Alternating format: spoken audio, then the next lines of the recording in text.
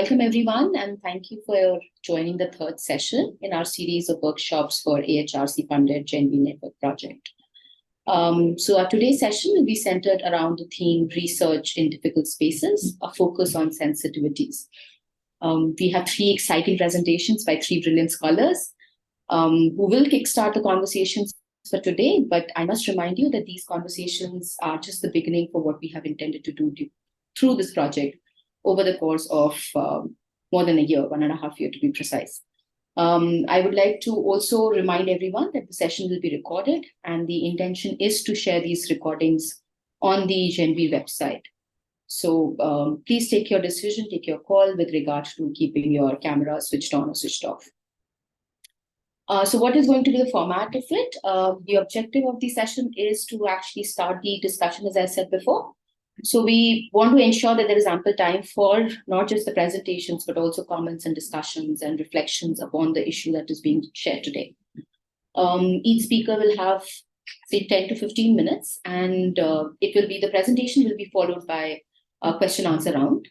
Once the interactive session is over, we'll have the next speaker coming in. And once all the three speakers have given their presentations, we'll have a consolidated discussion on the theme itself with everybody who's joined in, chipping in and kind of, having more reflective understanding and interactive session. So what I'll start with is an introduction to our first speaker. We have amongst us Dr. Anoop Bhogal-Nair. She's a senior lecturer in marketing and consumption, Faculty of Business and Law. Anoop's research investigates how individuals negotiate and consume both their sense of physical being and their self-identity within the spaces they occupy. To date, her work has examined the experiences of Indian women, religious minorities, and marginalized and disenfranchised groups, focusing on the challenges, threats, and opportunities they experience in their lives. Through transdisciplinary inquiry, much of her research work aims to promote positive social impact through an active engagement with key stakeholders and the broad well-being agenda. She has been engaged in several funded projects with the British Academy, AHRC, GenViR project is one of them, and Innovate UK, examining three major themes. One is empowerment, resilience, and skills, which looks at young rural women in New Delhi. The other is the preservation of oral histories and narratives of transnational Indian film heritage among the Indian diaspora in the UK. I believe she also had a very interesting and a very successful exhibition on the same. And the third one is the lived experiences of gender-based violence among slum-dwelling migrant communities in India. So as an advocate of co-creation empowerment-based methodology, which includes storytelling, poetry, photo elicitation, and photo voice, she engages in the use of novel, unconventional methods to act as vehicles for voice. Just to add, Anoop is also the co-I on the project. And now I hand over to Anoop. Anoop, you have 12 to 15 minutes. Yep, I probably may stick to the 12, but okay. I will try my best. I do have some slides. Thank you for that introduction, Rashi. I'm going to attempt to share my slides with everybody. I won't be able to see faces or any questions, so I'll probably just present through, and then maybe, Rashi, if there's anything, you can pause me and stop me partway through. So I'm just going to share, hopefully that should be full screen, I'm guessing, for... No, it's not. If you're going to start... Yeah, it's not. Yeah, it's not. It is now. Okay, fantastic. Right. I might need to sorry, 1 second, because I can't see my slides. I'm seeing faces, but then I also want to see faces. Yeah, that's fine. Okay, super. So again, thank you, Rashi, for that introduction. I do sit in the Faculty of Business and Law, very much an interdisciplinary academic, as you've probably guessed by now, but most of my work and the work that I've engaged in project-wise and otherwise fits around kind of that sociological dimension of identity, culture, and space. So I wanted to just really open the conversation, not provide any solutions. I don't believe we have any neat and tidy solutions, but just open up some of those the kind of the broader thinking around sensitive subjects, sensitive spaces. What does it mean to work within those domains, and what do we mean when we say sensitivity? So what really is sensitivity? do we look at what is sensitive to me, to others? You know, who defines what is sensitive? So really, from the point of view of thinking about sensitive research, the definition itself is very much dependent on both context and cultural norms and values. So what may be sensitive to me may not be sensitive to somebody else. So again, it's trying to negotiate, what do we mean by sensitive? Now, for me as a researcher, and from a number of others in this space at the moment, those uncomfortable spaces and engaging with uncomfortable is very much part and parcel of conducting research, and it has been historically for myself. So the other thing is the transitions to sensitivity. So projects which at the outset may be positioned, as not particularly sensitive as a research space, may even transform into those sensitive spaces. And it's always good practice to think around the possibility of this. So, for example, one of the experiences that I've had is that, issues that once shared might cause stigmatization. So, for example, perceptions around sex before marriage, homosexuality within an Indian context. And a lot of my work has always kind of stemmed from that context and space for research. Just to give a very broad overview of the kind of spaces that I've entered into and the work that I do with others. These are some of the broader considerations when I think about, sensitive, and I use the word difficult spaces. And I don't just mean space by locality or physical locality. I mean also psychologically. I think about, kind of the ideas of having a space that may not at the outset seem difficult, but negotiating your identity within various spaces could be deemed as difficult. So research work with minoritized groups, religious minorities, and for that I continue to look at turban wearing Sikhs in Britain. This is an ongoing piece of research. A lot of the sensitivities that come forward are things around stigma, trauma, racism, the collective memory, violence, and also histories of violence and the legacies of violence. That really comes through, and it has come through within the data. How do we understand that? How do I almost internalize it as somebody who also is very much part of that community? Disenfranchised groups, so specific caste groups in India, so the Adivasi, the Dalit, the Hijra, LGBTQ plus communities. So we're looking at things like political stigma, historic violence, historic oppression, disenfranchisement from a whole range of different arenas. Very, very recently, I've just completed a piece of work with colleagues at institutions around the UK on disability and the role of disability in marketplace access through the lens of transformative consumer research. The sensitivities that we've kind of encountered within those spaces look at kind of the languages that are used around, or kind of ableistic language, the lived realities of individuals versus the representation of those. So there's a broad, quite a significant onus on the idea of nothing about us without us, thinking around not just things like universal design, but also looking at the market as the disabling space and individuals not inherently being disabled themselves. Rural and urban India, this stems very much from my PhD research many years ago, ethnographic fieldwork in India within an all-girls college in New Delhi. I was examining modernities across rural and urban young women, their identity spaces, what womanhood looks like for them.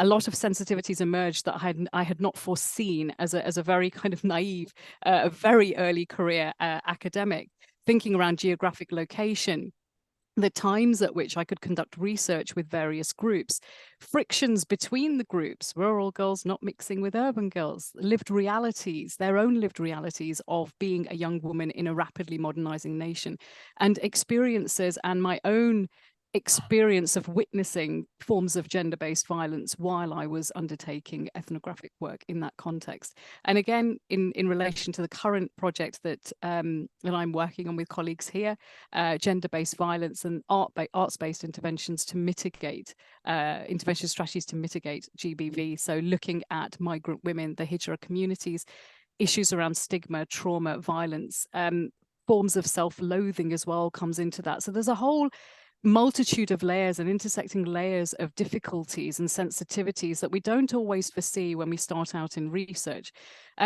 Some of those ethnographic encounters for me specifically were when I suddenly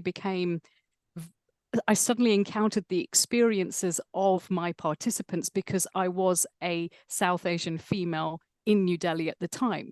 So I experienced the Eve teasing. I experienced the fear of the space. I also started to negotiate times and spaces in the same way that my respondents were negotiating times and spaces of when to leave the house, when could I comfortably get to the college, when should I leave college so that it's safe for me to get back.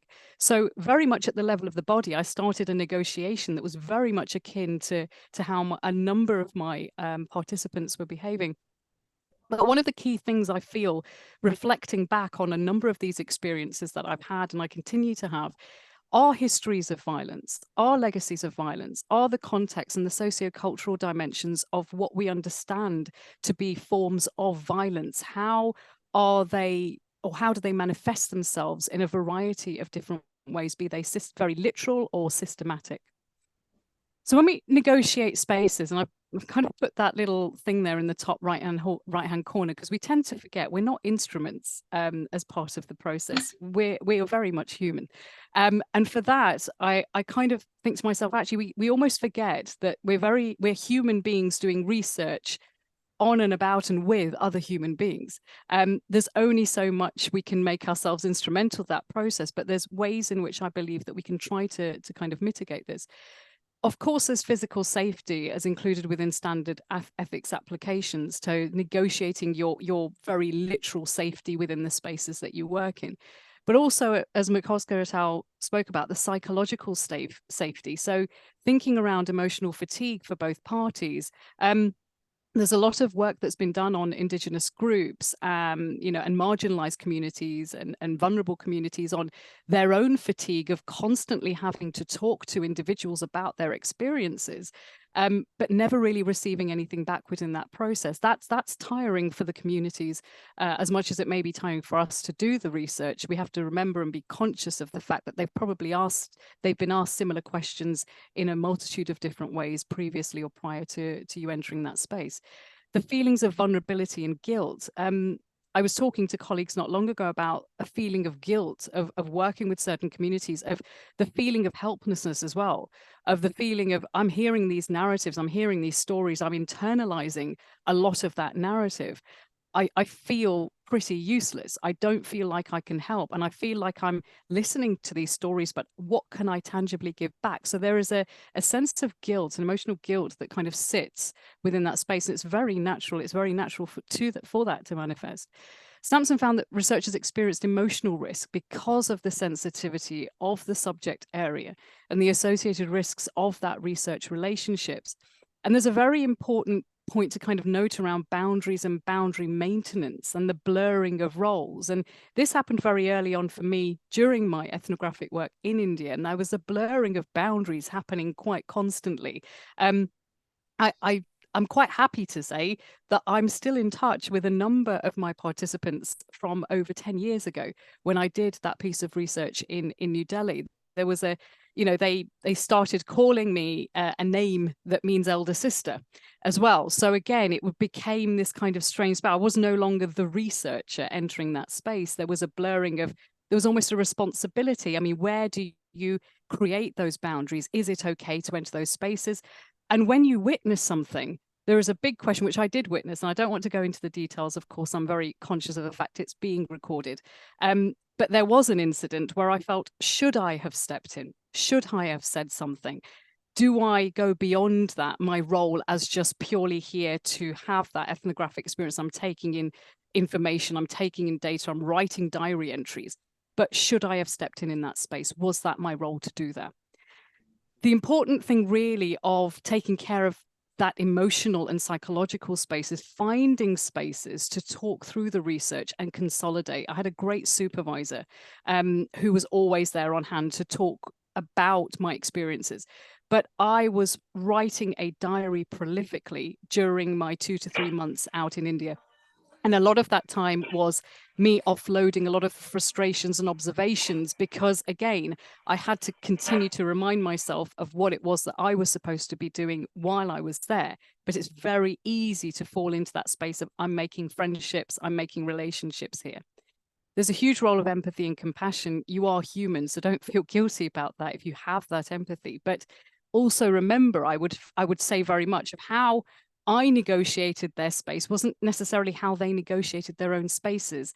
Your own subject position has a huge, is a huge kind of, has a huge impact on the way that you negotiate those spaces. So understanding those nuances and micro sensitivities, you know, for example, I had no idea I had to negotiate times to conduct the research. I went in with a very strict plan of, in the morning I will do this and in the afternoon I will do that. But no, even times of day were kind of those micro sensitivities of what would happen if any of my participants ended up leaving late from college. The repercussions of them leaving late from college were felt within the village spaces that they were living in. And I was not sensitized to that enough at a very early point. I just wanted to share this quote. I will try to wrap up quickly. It is so much more than just signing a form to say that they are willing to offer you information. They're actually allowing you into their lives. They are telling you personal information that might be quite hard. So we need to demonstrate a certain degree of discretion, of respect, of appreciation for what they are doing. Because the reality is, it is more than just words. And I think that was a nice way of kind of consolidating what individuals do when they offload a lot of those personal spaces, when they share with you that personal space. I'm sharing very quickly a project that some of my respondents had done a number of years ago on creating collages of a modernizing India. And this is just one instance where violence crept in a very significant way. I'm not able to share, obviously, any more of the data, but this is an image in and of itself, and it was alluding to the forms of violence and the conversations that ensued after this when we discussed what the collage was showing, what kind of images were showing, was one of struggle, was one of constant battles, was one of physical, mental, emotional forms of violence that manifest themselves in a nation where there were so many disparities around the female and the female body. So negotiating spaces, reciprocity, the researcher and participant engage in reciprocal sharing process. I shared a lot about myself and my life in the process of a lot of the research that I've done to date. I know that my respondents were my participants were just as intrigued about me as I was about them. And I needed to remain open to answering their questions.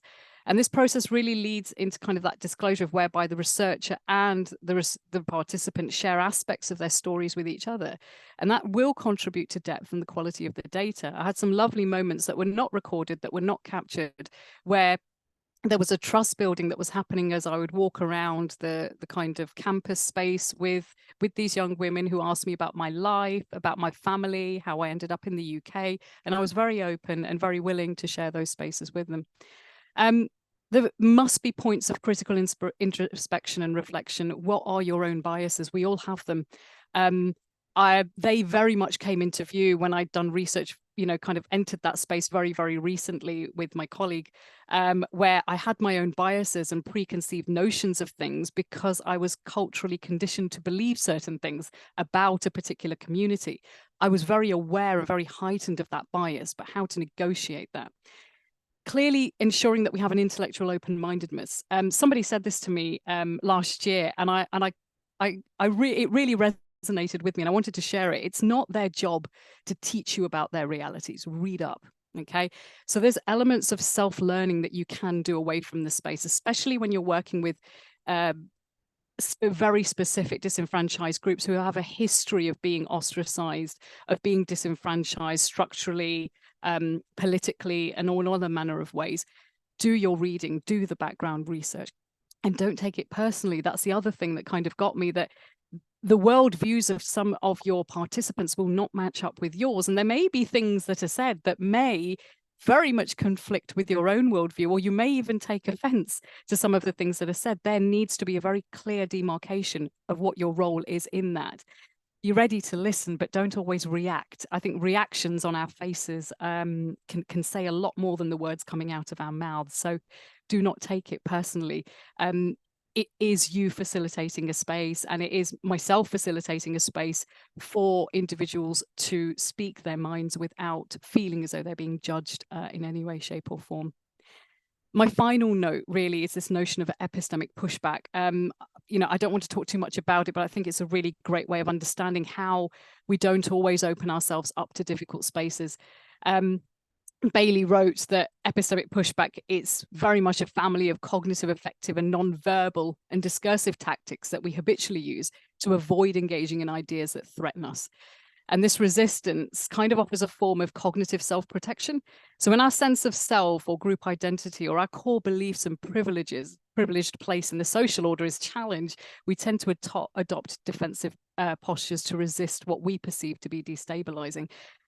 A lot of this narrative is used within the teaching sphere, but I feel it's equally important to understand this when conducting research, that we're not always willing to enter those difficult spaces because of that epistemic pushback. We believe that, you know, some of us, it may be unsettling to have your worldview challenged in that way. Protecting our epistemic terrain requires that we put up barriers made up of opinions and prejudices. They end up being fortified by anger, shame, guilt, indifference, arrogance, jealousy, pride, and sometimes even silence. And these feelings sit in our bodies. Our hearts beat faster, our muscles tighten, we scowl, and our minds chatter, and sometimes we shut down completely. So I say, really, when thinking around, and a lot of this is very much my own reflections on working within these spaces, I need to challenge myself and of how I can ensure that I'm not pushing back that epistemic space, that I'm ensuring that there is an intellectual open-mindedness when entering those spaces. And I feel for myself, I feel it's very much good practice to kind of start from that arena. But I will stop now. So thank you very much. Thank you, Anoop. Very well in time. And thank you for that wonderful presentation. I'm sure everybody here has a lot of questions, maybe reflections, their own stories of how they had worked with difficult spaces or ethnographic work.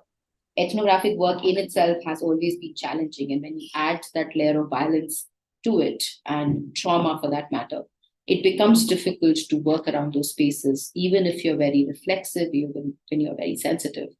So I'm going to stop with that. And Nadia has a question, and we have one question in the chat box by Herj. Nadia, should I start with you or take up Herj's question first? Harj was first, she put in the chat during the presentation. So like, okay, go ahead, Nadia. It's fine. Go ahead. Oh, cheers. First of all, and thank you very much for your presentation, for such an honest discussion of doing sensitive research and trying to be reflective during that practice. Comment really around the concept of violence and that clash, or understanding what violence is from perspective of the researcher and from our cultural kind of notions of what constitutes violence, and bringing that to communities and maybe heightening their perceptions or their visions of their lives as actually what they're experiencing is violence, where before we've entered it was life. And where does responsibility sit, and how, and you might not have an answer to that, but whether you have a comment or a reflection on that, because I always struggle in, do you introduce these notions around what your life is actually worth? Because look, all of these things you're experiencing are something that is violence, that is illness, that is stigma, that is disenfranchisement, everything else. How do you have any thoughts on kind of managing that space, or I think negotiating that? Yeah, it's such an important question, Nadia. I know we've had similar conversations in the past about what I call that is layering our own worldview of what things are, of what things should be. These discussions have been had in places like FGN type research of the moralities, the ethics around those spaces. They get very complex around those things. So our knee-jerk reaction to something. So for me, when I was hearing some of the narratives, there was a part of me, and as a very early researcher, very early career researcher, where I thought, that's oppression. You know, me with my oppression hat. I just read a book last week, and I'm thinking that's oppression. But I didn't say it. And I didn't say those words. And I didn't explain to people, I did not explain to individuals what they were feeling. And actually give it a terminology. I think we've got to be very cautious that we don't do that. I was recognizing what may, in my opinion, be forms of violence, what in their opinion is this is how women are treated. This is how I expect to be treated when I get married. They actually they almost predicted their futures, which was sad in a way. And I remember when one of my internal examiners before my Viva read my data collection, said, I was really, really sad and disheartened. This was a white male academic, and I didn't feel the same. I thought there was elements of hope within some of that narrative. So you can see the reading can be quite different, but not naming things dogmatically, not saying that's oppression, that's violence, because my worldview is inherently Eurocentric. I am so conscious of that I'm born and raised within this part of the world. I always say this, I'm ethnically similar and culturally distinct. So that puts me in a very weird position. I understand the nuances of the culture, but my worldview may not match up in the same way. So not stating things and overlaying that in a way. And again, for lack of a better term, a lot of the decol work talks about not overlaying theoretics that are born out of Western experience into non-West context. We need to be cautious of, I don't know, let's say using Bourdieu's habitus in India. It's not neat and tidy. It's a very different way of how the body is used within a South Asian context. So I say not offering your advice almost. You're not the counselor. You're not there to give them answers. You're there to listen and take in that space, I think, but it is hard. It is very hard. Thank you. Thank you. Haj, just seeing your question, Haj. Hello, thanks. That was really insightful. I thought you were over self-critical. You're self-critical to the point, and you were self-reflective, and it's really interesting looking at all the hard work that you've done with these communities. So well done for that, first of all. So I was just sort of thinking about this reference to your sister reading. I put it in the chat anyway. But I work with South Asian families with trauma focus and homicide in the past anyway. And it is really difficult to keep those boundaries, isn't it? Because it's like, do you want a cup of tea? Do you want to have something to eat? Do you want to stay for a meal? And it becomes very difficult to say no sometimes because you don't want to be offensive. And yes, we are Western, but I think, we're also South Asian, and it's quite hard in a way because you're trying to fit into both, really. So I just wondered, how did you manage kind of, I kind of use that, having a cup of tea. I will have a cup of tea, I will sort of do therapy extras, I call them, to build that rapport with the client, But in research, I guess, yes, it's important to listen, but then were there some research extras that you did to build that rapport with that client? Yeah, I think sort of building that rapport, I remember very early on, I didn't take up the invitations to some people's homes very early on. I just felt that wasn't what I was supposed to have been doing at the time. It was very much about the space and the context they were working with. And it was more of a polite kind of, I will try to sort of, visit. I would love to visit. And there were many invitations for that. I just felt as though it would compromise some of that relationship. It was just the kind of the way that I was entering the space and not having the experience behind me to work within that. But I think there's boundaries that you can set that are quite, it's really hard to say, that aren't verbal sometimes, that can be very, you use certain cues and, you sort of, you still have parameters in there. This is a formal kind of research process. We are still talking about things, but away from the research, when the recorder was off, I'd have numerous conversations with young women, and building that rapport was important for me. And it wasn't the rapport that I needed to record all the time. It was more of a, I want to build that trust. I want to build that relationship with them. So we would go for a walk to the market. I remember going to a night market once, the Wednesday markets they would have in New Delhi. And I bumped into 2 or 3 of them, and they all came running up to me, and it was great because then we walked around the market for a little bit. So that's all okay, I think. But I feel that you kind of need to make very clear in your mind, especially with ethnographic type of work, the boundary needs to be quite clear, because there are moments where you could dip into that, I'm going to speak for that person, or I had a need, there was an overwhelming need for me to want to get involved in a situation where I knew I couldn't, because that was not my space to do so. But being called a sister then gave me the responsibility of, I now need to look after this person because I've been given that designation. So a lot in the language, your body language, your willingness, but also pulling back in a very subtle way. I think they understood it. They understood why I was there and why I was doing what I was doing, in a sense. But it is really hard. It is Yes. really, really hard. And you know, I do maintain an open door. The door's never shut with respondents, you know, or any of my participants. It is a case of, if you ever want to contact me again, the door is ajar, very much so. I don't shut it and say, yeah, I don't want to talk to you ever again. It's never like that. I think that communication, if they would like to continue it, can still continue in many ways. And I have developed friendships with people in the past, which has always been great. So yeah. Yeah. Thank you. Thank you, Anoop. We'll have just one quick question, Dr. Blessing. Can you make it very brief, and Anoop, a very brief answer to that as well? Thank you. Thank you. I'll make it brief. Thank you, Anoop. That was a very insightful presentation. And I like how you picked on the emotional labor aspects of doing some of this research within some of this very difficult context.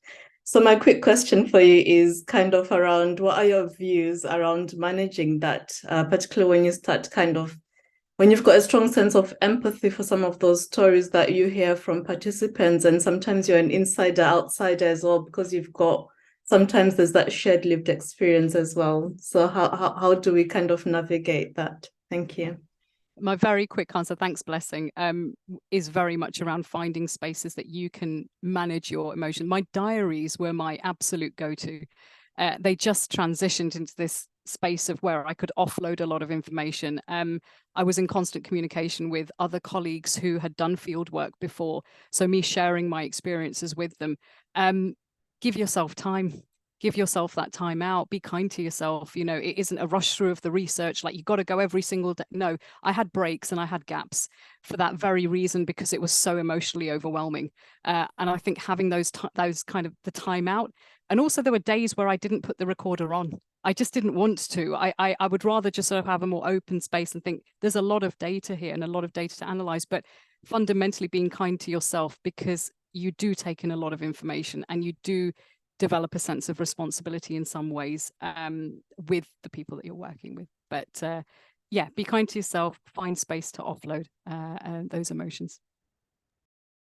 Thank you, Anoop. I'm sure there are many other things that people want to discuss. We can come back to them after the other two presentations. I now invite Satkirti Sinha. He's a graduate teaching assistant and PhD researcher in the Performing Arts Department at DMU University. In his PhD, he's developing a performance analysis model for examining the folk performances in post-colonial India. Since we have been talking about post-coloniality and decoloniality, I think this is going to be very interesting for all of us to understand the ethnographic aspects of it. Satkirti is also a social activist and theatre practitioner, and his columns on women's agencies, marginalization of minorities, and subalterns' rights are regularly published on platforms such as The Quint, The Live Wire, and The Feminism in India. Over to you, Satkirti.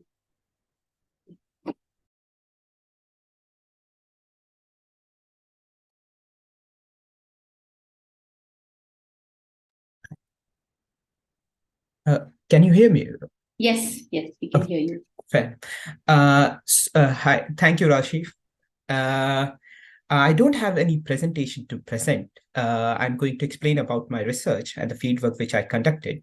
And there were elements of my fieldwork which I could have presented, but as it's like ethically approved one, and there are certain elements which I could present. But the presentation or the talk which I'm going to do, it's much more related about my own research. So hi everyone, I'm Satkirti. Although it's Satkirti Sinha, I do prefer not calling myself Sinha, but it's something like being an Indian, it's attached with you, and you don't even remove that thing. And from here only, everything started with that surname. So I call myself an insider critique. I'm an upper caste, and there are certain elements which I cannot remove. And it's very important whenever, because you are working in that field, you need to be truthful to that cause. And those elements, because I don't have lived experience and I'm working with those marginalized group who have that lived experience. So when you went to there and you work with them, it's very important. Despite I am being an atheist, Ambedkarite, there are certain elements which I cannot remove. So I'm from Delhi, and my research started in basically 2017. I have been working over a folk performance, which started in 1917 in Bihar. And it was started by Bhikhari Thakur. He belongs from it's called in Indian, it's called a Nai community. Nai means barber. So they belong from a barber community. And it's a cross-dressing dance form which Bhikhari Thakur started in 1970. And the stories were taken from the people, the forceful migrant Dalit laborers who were taken from Bihar to the Caribbean islands. So it was the story of those indentured. So I've started researching, and at present I am developing a performance analysis model to understand in post-colonial India how the folk performances are producing conscious or unconscious resistance. Why I am calling like conscious and unconscious become important. When I went for a fieldwork, I realized I have my own biases. And when it's come to even for sensitivity, you have your own bias. And how it started, as I would like to quote Ambedkar. Ambedkar, when independence was taking place, Ambedkar stated, like whether without social justice, whether this independence would be matter or not, because it was more about the transformation of power from British regime to the upper caste people. So the same with sensitivity also, whether without social justice, sensitivity matter. And when I went to the fieldwork in the eastern part of Bihar, it's a place called Ara. I came with my own bias, as I told you, because culturally we are being told, and as an inclusive society, and we have seen, and I believe most of you also have seen, like doing simple things, which as a humanist, everyone should do, has been presented, especially in upper caste community. You are doing a like out of the box thing. You are quite sensitive. For instance, I would give you an analogy. My grandmother used to give water to the people or the sweeper who used to come in our house outside. For that period, that context was a very big thing. Like my grandmother used to feel proud, like, look, I'm at least giving water. Next generation, my mother used to allow the sweeper to come inside and give water. My mother used to feel, look, I am quite sensitive. But these are not sensitive. These are their own bias. They believe like, okay, we are doing such a good, proud thing. And as an institution, caste is such a marginalized in our community that even in school, we talk about inclusivity, but it's not inclusivity. Inclusivity is still dominated by an upper caste narrative about their idea of sensitivity. It's not kind of a proper shareholder kind of thing. Okay, like there are 50% shareholders from our side, 50% shareholders from your side. Let's discuss what actually sensitivity is. No, the sensitivity is dominated from an upper caste view, and it has been taught. So when I went for the fieldwork, I have my own sensitivity. Like, okay, I'm going to listen to them. I'm going to highlight their story in my fieldwork, or as a practitioner, I'm going to work. And it's quite common. So when I went, I realized like this is kind of tokenism. And it has been going on, especially in post-colonial, whether you talk about the conservative side or whether you talk about the modernist style. When you talk about inclusivity, inclusivity is much more pushed forward by a community members of an upper caste without understanding the psyche or the psychological effect has been created over them. So it was quite like a problematic subject initially for me to understand. Like sometimes I used to think whether I am right or wrong. Like what is like from childhood I have been told like being like sharing a stage or sharing a space is called being a sensitive toward other community. But it's not. There are different arguments also which you need to understand. When I met these community, they have their own argument. Like even within the folk performance which I am working is bifurcated into different elements. One community is performing in Netherlands, the same performance. One community is performing in the rural areas of Bihar, Videsia. the same community is performing in Delhi with the government expenses. So the form has changed. Their idea of sensitivity themselves changed. So when I met people in ARA, they told me when I was talking to them about cross-dressing, gender, they were much more liberal. Like their idea was much more modern than I thought. And I cannot impose my idea, like, okay, should I talk them about sexuality, like what they will believe? Because it was my bias. I thought like, okay, I am born and raised up in Delhi. I'm much more about the sexuality, but they were much more like way ahead of me. Like Bhikhari Thakur was way ahead of his time. But the same when I met people in Delhi, those people who were performing Videsya were much more conservative. They were both from the Dalit community also. But how it happens, because one member of the community is performing with government expenses, so they have to change their idea of sensitivity because it's a government funded project. So you cannot attack, because folk performance is where you ask question to the society, which they have been doing. But they have to change their performance as well. I'm working over Videsya style, but Videsya itself has bifurcated into 3 forms. So the one group, they are Dalits only, but they are being performed on the government expenses. So the narrative of folk performance completely changed with them. With the change in narrative, the idea of sensitivity also changes. So they belong from the same community, but it doesn't matter. They have the same idea of sensitivity. So you also need to approach in that way. You cannot go with the same idea of same biases. Oh, sorry. Yeah. You cannot go with your own idea. So when I was asking about the questions about like, how would I say, about certain elements of their society, about certain elements like how they used to wear a sari while performing, like was it kind of prejudice, like how the women in the society used to react when Bhikhari Thakur or his group used to perform and cross-dress and perform these kind of dances? I was big naive in asking them, like I was feeling bit conscious, like whether I am hurting that community, but it was their dance form and they were quite proud about this thing. And it was like, I feel fool about myself with those biases, like why I'm doing this thing with them. They are quite, it's my psychological or my kind of psyche I'm imposing on them. And when I went to Delhi, as I told you, when I asked them, I found them, they were much conservative and I couldn't ask those questions because the questions were different and the ideas were different. And I told you, it's much about my own biases. When I went to Netherlands, it was completely different. And so my argument was, sorry, like I just got mixed up. My argument is like, you cannot come out with your own biases. There are instances where you need to change your approach also.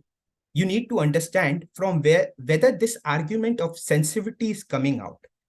And as I mentioned, even in my research, you have to take inclusive approach along with the collective approach. That's very important because sometimes what happens within the inclusive, you only put your argument. You are not ready to listen to the other arguments of a marginalized community. But if you take forward the collective approach as well, there are good chances their argument of sensitivity, you are going to listen. So yeah, this was about my research. Thank you, Satkirti. Thank you so much. My apologies for the wrong pronunciation of your name. Oh, no worries. Okay, we have quite a lot of time for the discussion. Yeah. I mean, with Anoop's presentation on different kinds of epistemic frameworks, I think what Satkirti has also brought out is the idea that how we think about social justice, epistemic violence, and trying to bring about a more democratic knowledge base when we work with ethnographic, when we work into an ethnographic module. I think for me, the most significant aspect that I would take from his talk is that how sensitivities and sensibilities are intertwined in such a way that sometimes we ourselves get lost in that entangled web where we probably have to push back a little and probably step back a little and then get into looking at ourselves once again. understanding ourselves vis-a-vis the community, and then probably looking at the community again. With this, I open the floor for discussion. Please share your questions. If you want to type in the chat box, that's also fine. I can read it for you. Otherwise, you can just switch on your mic and we can have a discussion there.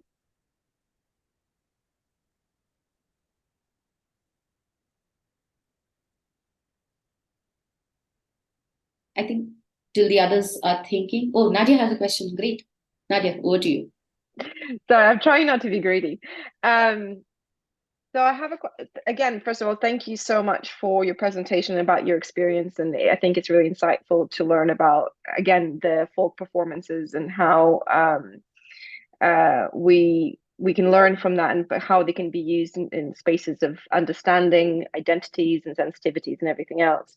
What I found quite interesting is that, and correct me if I'm wrong, that members of the same community, so they all belong to the Dalit community, but whether they're doing a performance that is governmentally linked to governmentally funded, their narrative changes, the messaging changes. So it's not, I guess the assumption generally is, well, you belong to this identity, you belong to this community, therefore your narrative is going to be consistent, it's going to be coherent, because it's going to be based on. And it's interesting to kind of understand how that narrative is negotiated depending on, I guess, political pressures. And I'm trying to be quite sensitive in terms of what influences that narrative change, and whether that's who is sponsoring the work or who is listening to the work, and whether you had any comments on that. How does that impact then lived realities? How does that impact activism or change that you want to see? Does that become diluted because of that intervention? That's a lovely question, Nadia. While working over, like, as I told you, like, I'm developing a performance analysis model also, and I realized that sometimes it's not even about the suppression from the government. It's more about the defense mechanism. Like, the guilt has been such persecuted with the caste that sometimes it's become defense mechanism for them. So there are certain groups who, despite being a coherent group, adopt in taking different paths. Like, especially if I mention about the people who are performing in Netherlands, they are completely disaware about this idea of caste. Like, they call themselves like without any caste. Like, they believe like we belong to a Hindu community and there is no existence of caste. But if you go, especially in Netherlands, these same group members are never called in the diasporic kind of performance. Like, when you talk about a diaspora group of Bihar is performing in Germany or in Bihar, it would be an honor to call these group members who perform Londa Nach in Netherlands, because it's an essential part of Bihar culture. But these people are never called. But it has been embedded in their idea that caste has completely removed. We are an inclusive society. That's what I mentioned. When you are talking about inclusivity is still dominated by a narrative which has been put forward by an upper caste community. And a guilt has been presented, or there is a difference between, as I mentioned even in my research, like how epistemic violence has been come up forward by the colonizers. But the guilt manipulation has been for a long time in Hinduism. It's just take different context within the socio-cultural environment. And at present, I'm talking about, especially in post-colonialism, the guilt manipulation has been like, we have to be a homogenized society. If anybody is taking a collective idea, is either going against the idea of Hinduism, or he is a radical. So you have, like, as I mentioned, it becomes a defense mechanism for them. Some start believing like we are completely homogenized society. Some goes what the government wants, and some still performing in the, like, as I mentioned, one of the group in the rural areas of Ara. They are the collective ones who are producing those resistance. So yeah, as I call you, it's much more of a defense mechanism for them. It's not even like a pressure from the government, but it's just their idea, like how secure they could feel at certain places. Yeah. Mm-hmm. Great. Thank you. Thank you. Anoop, can we have a question, please? Thanks, Satkirti. Thank you for your presentation. Couple of short-ish questions. The first one is about I think that the context that you're working is really interesting, and again, I could listen to you for ages about your experiences of looking at Videshya and how that manifests. Thinking around kind of its current manifestation, and do you feel that there is a sanitization process that has emerged because of certain pressures? And my second, not directly related question, advice for academics who want to work within these spaces. Where do they start? Is it worth? Is there an approach? Is there a way you believe is more appropriate to work with these communities? So Anoop, the first thing is about the sanitization. The sanitization is completely there. And as I mentioned, like it starts from the top level. Like sometimes I could give you like a perfect analogy. We have been embedded in such a society, as I mentioned, it's culturally embedded in ourselves. Like a small help also, it has been thing as we are like literally changing the world. It's not like you are like literally, it's kind of tokenism, or as even in my research, I have mentioned like how the modern theater performance started in India. It's more kind of white savior complex. It has been put forward. So when we talk about sanitization, it's sometimes happen consciously and unconsciously. Like people who really want to change the society, I'm not telling like everyone is similar, otherwise the universe wouldn't exist if everyone started. So people who at the top hierarchy also want to change this does not understand when they are creating the power boundary. What happened when I started, and it's my self-critique, when I started in 2017, I'm an undergraduate, and as you know, like Indians are crazy about being doctor and engineer in their house because they just want people to don't understand the society. And it's the same with the schooling system in India also. So when I completed my engineering, I was always in theater. So I wanted to work over like, how could I carry forward the theater after coming out of engineering? So I started working over this Videshya style. And it was initial stage, like I didn't even enroll in master here in the Holloway. So it was initial stage. I started working over Videshya. I found there was one YouTube video of a group who used to perform in California about Bihar, like especially songs of Bhikhari Thakur. And they have a huge number. Like, so I was like, because my sister used to live in US and I was applying for different university. So I had a time in between. So I contacted with these groups and I told like, I'm working over Videshya style. And I know I have met few of the artists in India also. At that time, I didn't went to the complete rural areas, like because it was initial period. So I knew few artists who used to perform in Delhi. So I know about Videshya. So I asked them like, I'm coming to US, so we could collaborate. And as a practitioner, I could direct. So because I know about Videshya, and I went there, and the idea was like I was changing this performance completely. Like I am doing something great. This used to be a cross-dress male dance performance. For the first time, I have directed a cross-dress female dance performance. And without understanding, most of them were upper caste diaspora community members. They have their own YouTube platform. It was already like a big hit among the upper caste Hindus, especially in the Bihar community who used to listen. I went there, I performed with them. And after time, when I started my master's here in Holloway and started working further, like how the sanitization take place, cultural appropriation take place, I started seeing them. They are performing the same show or putting the same show every year on Bhikhari Thakur's Jayanti, like Bhikhari Thakur's birthday. Like we, community member had done such a big thing. So as I told you, like sometimes consciously, unconsciously, I'm not saying like everyone, and the same thing happening even in India. There are many community members in Delhi who are performing Videshya without even understanding the idea of Videshya, like what is Videshya. And as I mentioned, it's an inclusive approach. There are Dalit members also who participate in these performances. But what is their stake? How much they could put forward their idea of, like Videshya was a performance who talks about social injustice. But if you remove that social injustice, how it is Videshya? So the sanitization is taking place in a different way. And as I mentioned, guilt manipulation plays a very important part. So at present context, meritocracy has become a guilt manipulation. In the name of meritocracy, these kind of sanitization is taking place in these folk performances.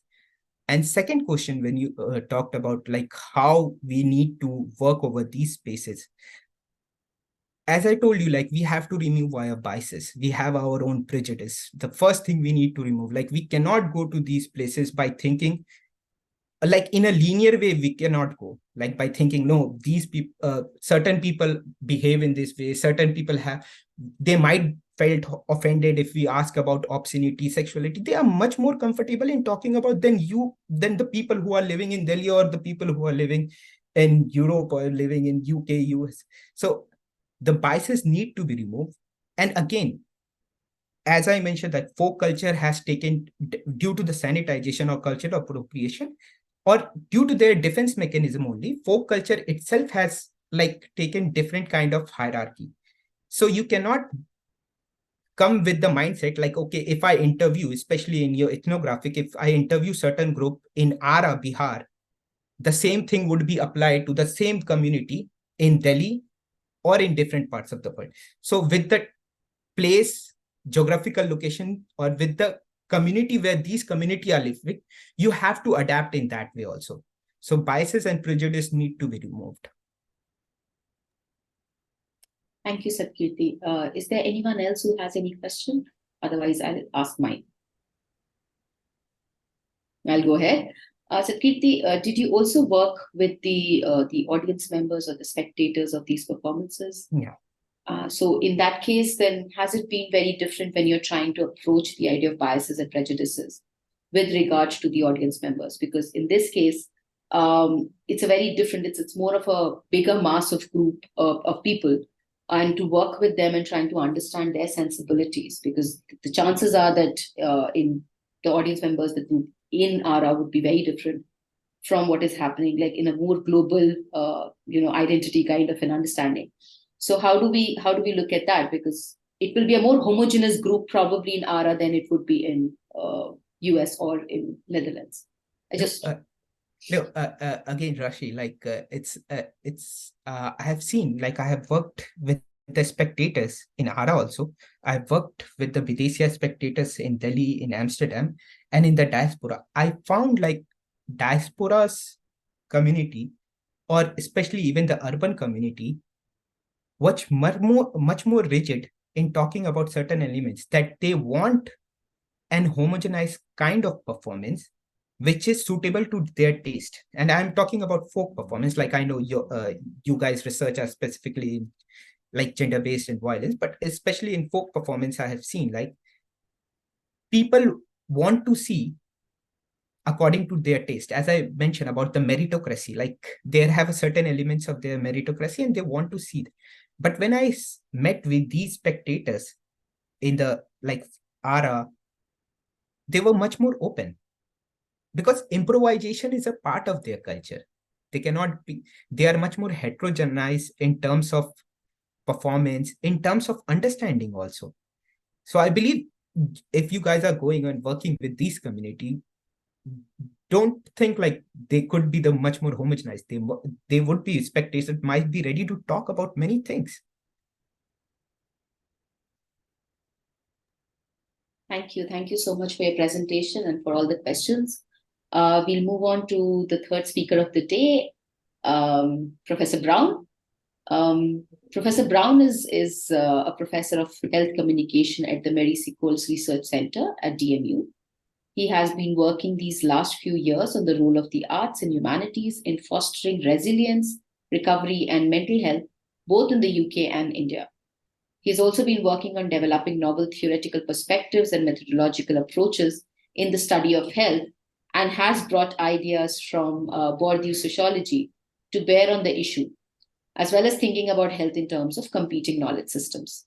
He's also therefore interested in the untold stories of gender-based violence, the untold, in quotes, which brought to the wider audience to inform practitioners, campaigners, researchers, and policymakers. I welcome Professor Brown here. Thank you so much, and over to you. Thank you very much, Rashi, for that generous introduction. Yes, one of the things I like doing is playing around with different kinds of ideas as they pertain to human social life and health and social care. So a few years back, I was, said he modestly, among the first people to start looking at the work of Pierre Bourdieu and trying to work out what it can illuminate about health and healthcare. I tried understanding the education system through the work of Michel Foucault and so on. And I was interested to hear both Anoop and forgive my attempt at pronouncing your name, Satkirti, talking about knowledge, epistemology, the way that people might tailor their performance depending on what they think other actors in the space might want, you know, kind of, well, if it's to do with the government or if it's to do with, you know, kind of other potential audience members. The fact that we are knowing individuals, we reflect upon our own knowledge, we deploy and accumulate different kinds of information about our situation. We adapt our performances and what we say depending on who we think might be listening or what we may be trying to do within the social space is an issue I shall return to a little bit later on. First of all, though, I must apologise, I haven't got PowerPoint slides. I was trying to fit my observations into a PowerPoint presentation last night and it didn't really work. So as you can see, I've got a fireplace behind me, so I'll do this in the idiom of a fireside chat, I suppose. Let me first go back in time, way back to the 1940s. Now, at that time, there was very little formal institutional scrutiny of social research. After World War II, certainly in Europe and North America, ethics committees, institutional review boards started springing up in higher education institutions, in teaching hospitals, and so on. But social research was only very lightly regulated. And around about that time, in 1943 to be exact, one William Foote White produced a landmark book called Street Corner Society. And White had come from a relatively privileged background. He'd studied economics as an undergraduate, and then he got what was effectively an early career fellowship, which allowed him to do a research project of his choice. At that time, he was living in Boston in the United States, and he did a kind of participant observation ethnographic study of predominantly young men living in an area called Boston's North End. And he described with some relish how they got involved in various delinquent activities. He described them as belonging to gangs. He talked about racketeering. He talked about illegal gambling and so on, against a background of poverty and deprivation. He was also quite interested in the fact that many of these people were of Italian heritage or ancestry, and how life on the street, life on street corners, resembled outdoor life in small towns and villages in Italy, or so he thought anyway. That people would, you know, kind of hang around the town square or in Boston's North End on the street corner. Now, all was well. This became a landmark publication in the social sciences, and people still talk about it when they're talking about ethnography and participant observation. Until around about 1990. And all of a sudden, Street Corner Society became intensely controversial. Some of the people whom White had studied, some of the people who were his key informants, popped up and said that Bill White has got us completely wrong. We were never a bunch of criminals, thank you very much. We weren't involved in racketeering. We weren't involved in illegal gambling. We weren't gang members, as he's made us out to be.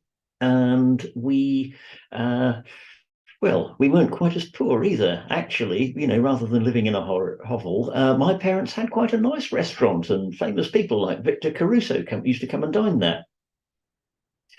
And this debate was played out in a special issue of the Journal of Contemporary Ethnography in 1991, I think. So When you're depicting people as a social scientist, in the immortal words of the late Queen, recollections may vary.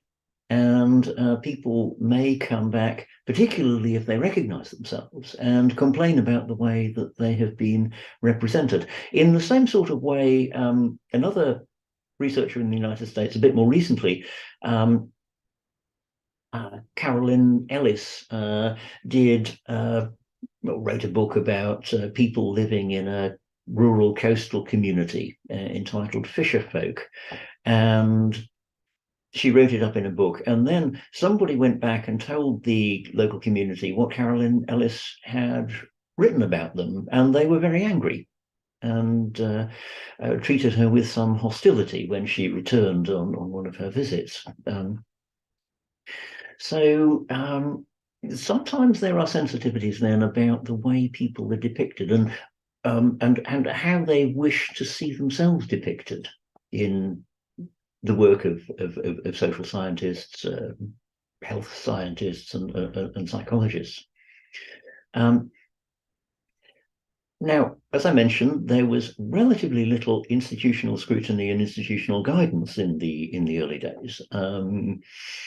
Even as recently as the 1960s and 1970s, some of you may remember that famous study by Rosenhan and his colleagues, Being Sane in Insane Places, where people turned up at mental health facilities claiming to hear voices, but acting otherwise entirely normally, and succeeded in getting themselves admitted, and then using this as an opportunity to perform what you might call non-disclosed participant observation about hospital life.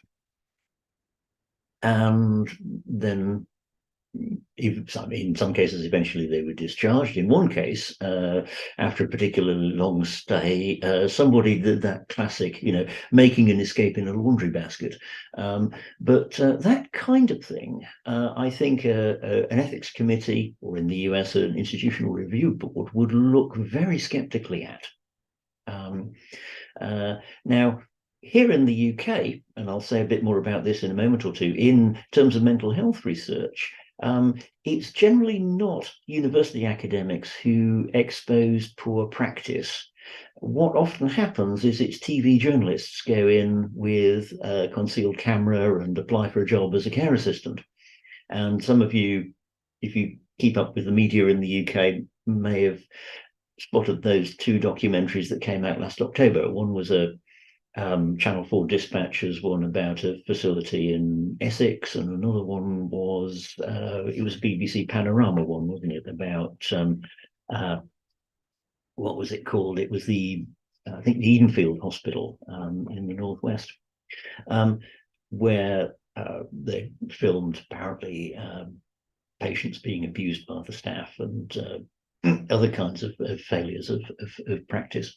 So it's often not social scientists who expose that kind of thing now. If you went to an ethics committee in an institution like DMU and said, well, I'm going to, pretend to be a care assistant job applicant and I'm going to have a concealed camera, you can imagine, I'm sure, the response. But once upon a time, particularly with ethnography and participant observation, I think folks had often adopted a much more swashbuckling approach, shall we say, to these kinds of things. And there were many other studies through the 50s, 60s, and 70s, usually of young men, where the researcher, perhaps in an effort to relive his own youth, went and studied mods and rockers, went and studied motorcycle clubs and other youth subcultures of one sort or another.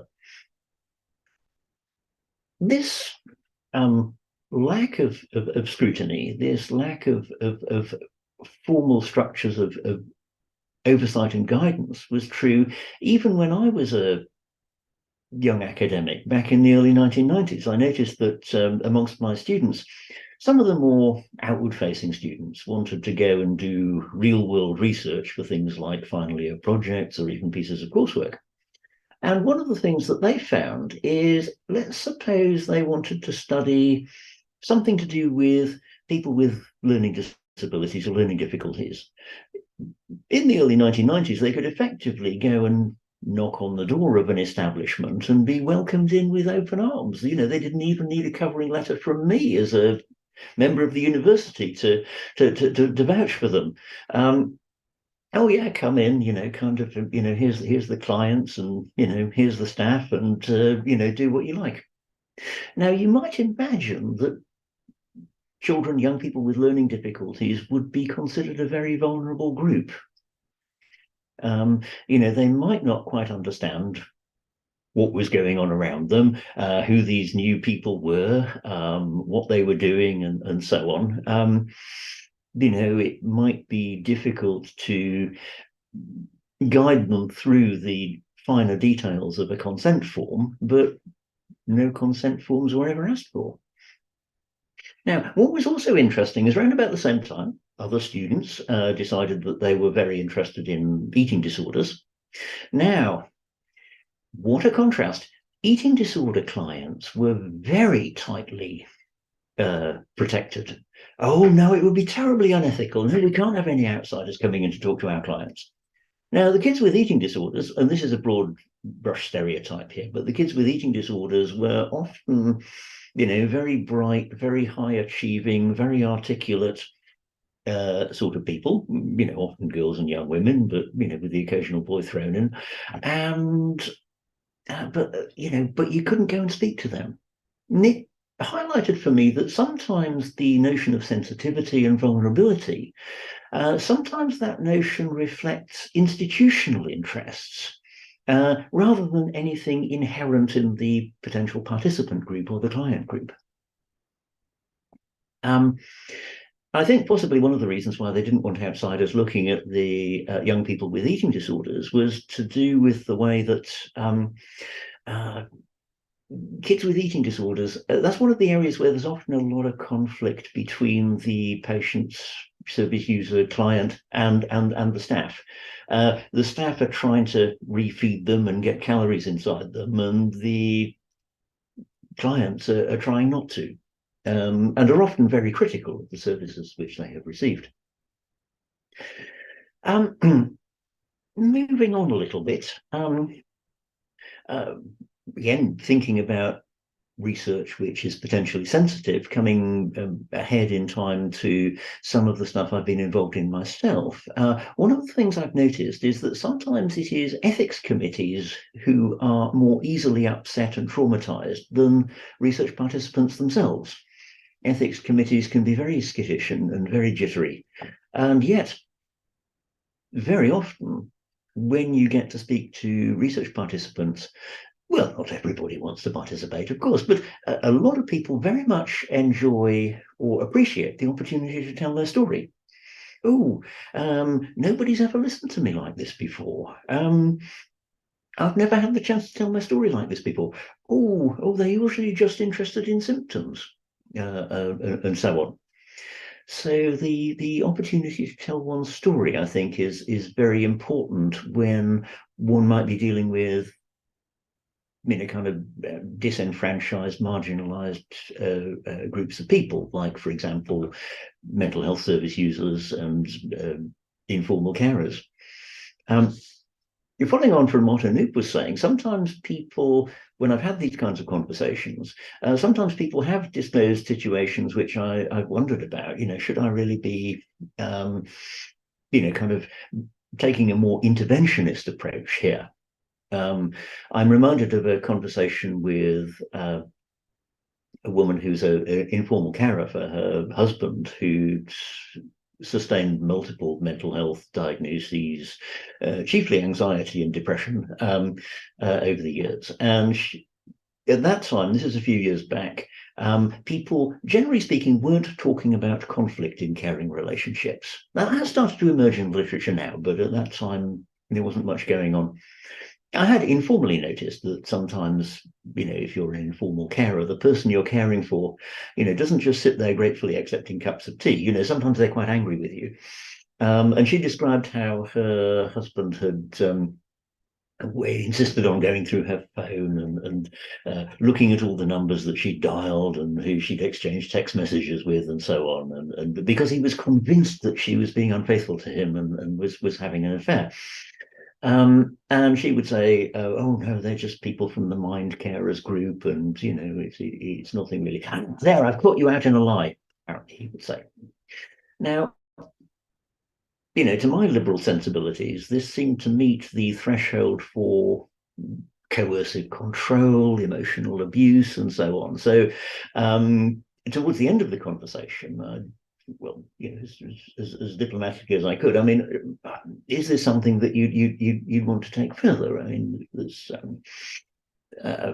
organisations like Women's Aid here in the UK. There's a lot of police services have units specifically to deal with domestic violence and domestic abuse, and it doesn't have to be sorry, Rashi's just saying 1 minute. Oh, that means I need to finish up soon.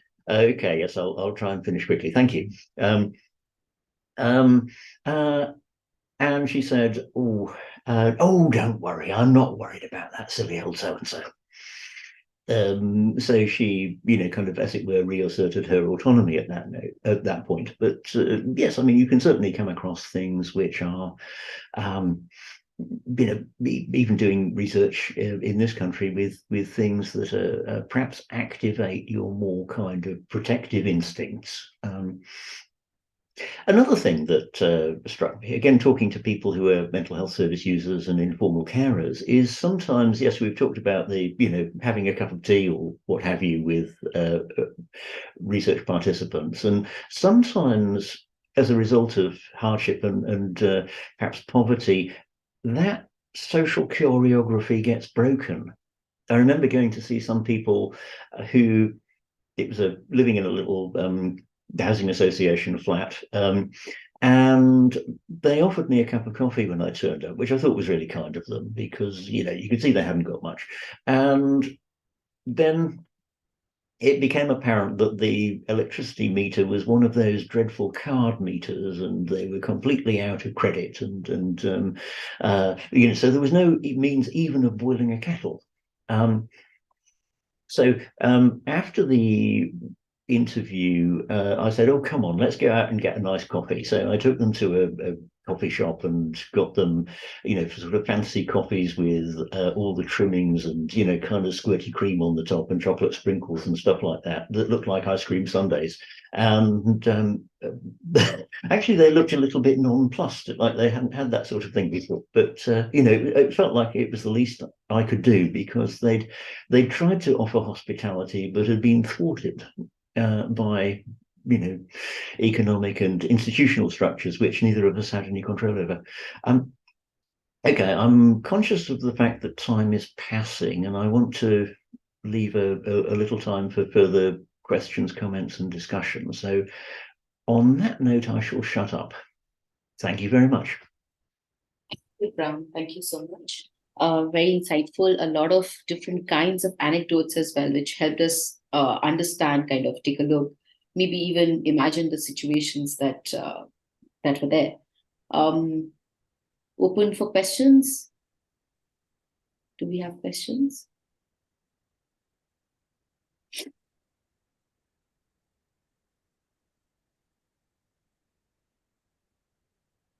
I see a lot of people have put their cameras back on, so it looks like you want to say something. Oh, yes. Yes. Go ahead, sir. Okay. We'll start with Herj and then come to Satkirti, right? In that order. Oh, sorry. Yes, I beg your pardon. I didn't see Harj's hand. Go ahead. Oh, thank you.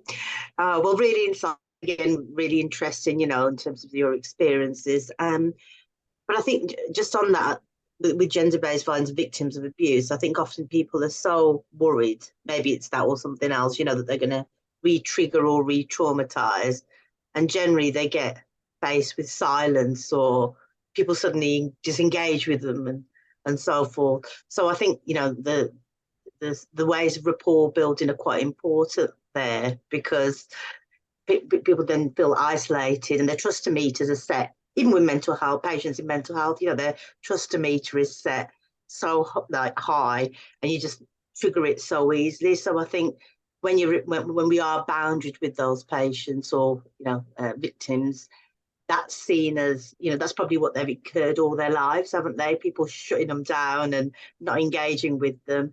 So I think, you know, the activities that you've described are helpful, really, you know, and it's not necessarily being boundaried, but it helps engagement. So we've had a lot of discussion about that. Yes. I mean, one of the things that kind of worries me a little bit about the whole discourse of vulnerability is that sometimes it seems to be used to exclude certain voices who might be challenging or disruptive. Oh, no, we can't talk to them. They're so vulnerable. You know, in a sense, you know, just thinking about, you know, kind of first-hand experience with both friends, acquaintances, research participants over the years, I think it always seemed to me to be better to have the conversation than try not to have it. Or at least, you know, you don't push people if they don't want to talk about it, but, you know, kind of at least have the opportunity for folks to say something and feel that their voice has been heard. Because so much of what passes, and this is why the people mentioning epistemology and knowledge earlier piqued my interest, because especially nowadays, there is so much effort being expended by tech companies, by governments, by mainstream media to kind of control the narrative and get rid of what they describe as disinformation, misinformation, fake news, and so on. Now, my knowledge of history, at no time in history have the censors been the good guys in the past. Maybe they are now, but that would represent quite a big change. So, and a lot of this sort of thing, when people are talking about the way in which services have failed them, or iatrogenic problems, or adverse outcomes, unwanted side effects, a lot of that is very much disinformation and misinformation. It's only after a long struggle on the part of patients and disgruntled service users that this enters the mainstream narrative. So, you know, I'm always very conscious of the, you know, kind of who controls the knowledge, whose knowledge is it, and to what ends is it being deployed. I could go on this on about this at length, but I'll shut up and let other people join the discussion if they wish.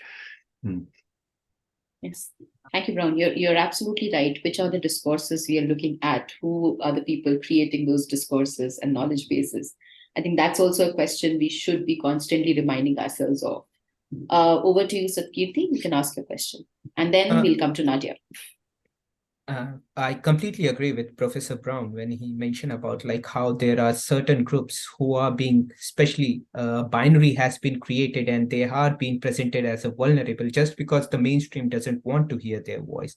But my question to Professor Brown is this only, like, because even in post-colonial, I have seen how the vocal voice has been just marginalized in the name of vulnerable so that they couldn't speak.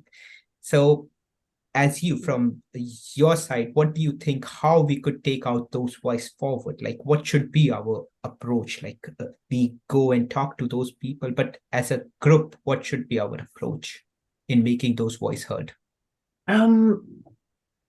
Well, I don't know if there's a particular magic formula that will work in all circumstances. I suppose what I've found, going back to the issue of people with mental health problems and informal carers, you know, outside of my university work, this is a role I've often found myself in, you know, in my personal life. And you know, even when I was a little kid, you know, my mother was in very poor health and, you know, my father was away. And, you know, I used to say things like, oh, it's time to stop being sick, mummy. It's time for tea. You know, and I'd get all the things out of the cupboards and put them on the table, you know, as a 3-year-old. But, you know, helped look after, you know, many other people on the way through. And I think that perhaps, you know, kind of helps with some kinds of solidarities. And helps people talk to me, and you know, kind of with informed consent and so on. You know, these kinds of stories feed their way into academic outputs and into conversations like this. Though, interestingly enough, talking about the way that knowledge is policed. Some of the things that I've seen as an informal carer and co-authors of experience as mental health service users, nobody believes us. I've actually been called a liar by reviewers at the journal Health and Social Care in the Community a few years back, because we included incidents and examples in the paper that they didn't believe were possible in our wonderful National Health Service. So, you know, so you get quite a lot of pushback from the gatekeepers of knowledge. Maybe things will change. That's why I was saying it's sometimes difficult to do in an academic context. And that's why for things going wrong in healthcare, it's often journalists who are doing the heavy lifting now. But I haven't got a magic formula. It's just sort of hang around and get to know people and chat to them, and share a cup of tea or coffee, and and give them the space in which they feel it's a good idea to start talking about whatever's troubling them. Thank you, Prof. Nadia, over to you. I'm conscious of time and I know people need to go, but just a quick question. Again, there's kind of trying to find a balance, and I guess it's a question more kind of like seeking your comment or insight, Brown. There's the hearing of the voices, and how can we facilitate and hear the voices and create this space for the marginalized, disenfranchised communities. But at the same time, it seems sometimes with interventions or introducing kind of solutions, in Russian, we have a phrase, the salvation of the drowning is the job of the drowning. So it's nesting those communities with the responsibility of saving themselves. It's like, well, if you have all the knowledge and the insight, why don't you tell us what works for you? And it almost becomes a responsibility and a burden on that community to do anything about their situation because we're so reflective of their circumstances. So how do you find the balance, I guess? And there isn't an answer. It's kind of an easy answer to that, but it's that sort of the... Well, one of the things I've found, this is from my educational experience rather than from doing research, but when I first joined Montfort University, the university had a small campus at Milton Keynes and was offering degree programs specifically geared to people who didn't have the sort of standard A-level background, people who'd taken some time out of education, people who didn't have A-levels. Some of it was taught in evening classes, so people could fit it around work commitments and so on. And I think one of the things that I learned from that was just how useful a tool feminism is. It's like a kind of Swiss Army knife. There's an attachment for every occasion. And I thought what was good was the way that people who'd had a hard time, who'd often been in, laboring away in occupations which they were somehow overqualified for, or, kind of cleverer than, people who'd had failed relationships, sometimes acrimoniously, sometimes with violence, people who'd felt acutely the burden of housework and childcare. That these were not individual problems, these were part of something systemic and systematic. And once people had grasped that, you could really see them, almost kind of glowing and blossoming and, tackling their coursework with renewed enthusiasm. Once they got a way of understanding it that didn't involve, kind of blaming themselves because, I haven't been a terribly good woman and I haven't kept my husband happy and, because I'm not a good parent. These things were part of a systemic picture. Now, in some ways, that could mean that you could end up being rather, shall we say, rather fatalistic about problems if you saw them that way. But feeling that it's not your fault and feeling that actually, if we adopt these conceptual tools, we can make sense of it. But I think something that they appreciated. Yeah, that's a good point. Thank you. Raghu, over to you. One quick question from Raghu. You raised your hand for the question. Well, it's just a comment, really, if I may. Yes, a quick comment, please. Yeah, an interesting, in-depth and invigorating discussions in relation to the sensitivity and sensitive subjects and sensitive spaces. And I think, let me be a devil's advocate here. I think it is important that we actually articulate these sensitivities and vulnerabilities and personal experiences and all those things. I applaud that.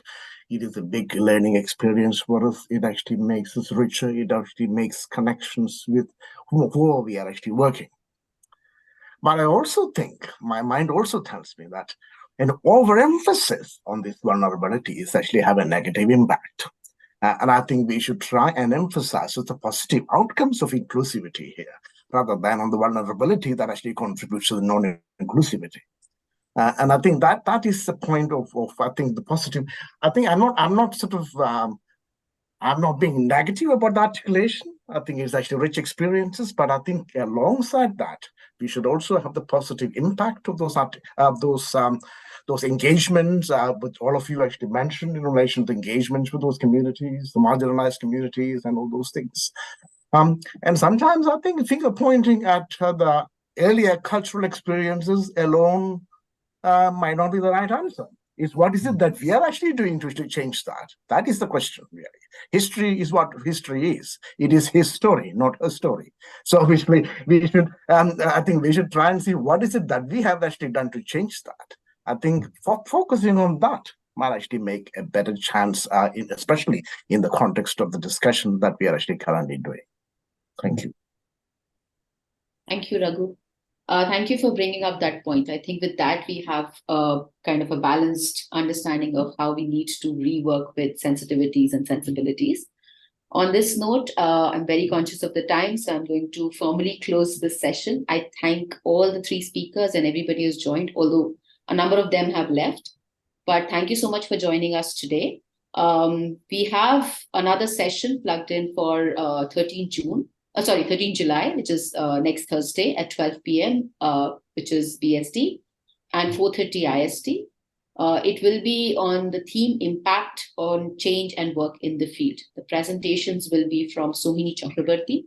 She's the founder director of Kolkata Samved, Hemant Chaturvedi, who's a community researcher, and Dr. Swati Kamble, who's an independent researcher in socioeconomics, University of Geneva.